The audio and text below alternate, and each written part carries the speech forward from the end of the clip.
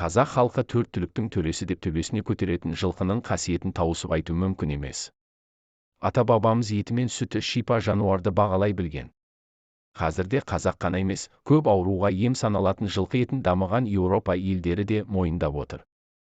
Шетелдік зерттеуші дәрігерлер еттің ішіндегі ең пайдалысы жылқының еті екендігін, жылқы майының адам организмінде ешқашан тұнбаға түспейтіндігін зерттеп білді.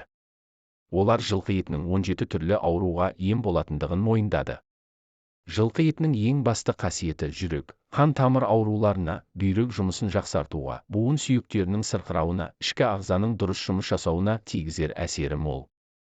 Ағза жасушаларын жаңартып отыратын қасиеті де дәлелденген. Ал бұл дегеніңіз қартаймаудың басты қағидасы. Сонымен қатар, жылқының жүрегін жеу ми қызметін жақсартады. Мидағы миллиондаған жасушаларды жаңартып, есте сақтау қабілетіне жауап беретін талшықтарға көмек береді.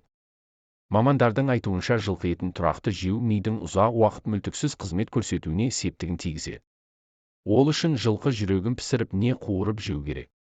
Ал қақталған сүр ет бүйрек жұмысына пайдалы. Сүрленген етті әбден пісіріп, сүтпен бірге қабылдау бүйрек пен несеп жолдарына оң әсерін тигізеді. Жылқы етінде негізінен минералды заттар, оның ішінде темір көп. Әсіресе жылқы бауыры темірге, А1, В2, 12 дәрумендеріне бай. Мамандар жылқы етін мұздатқышта сақтағаннан гөрі, оны сүрлеп сақтаған әлдеқайда пайдалы екендігін айтады.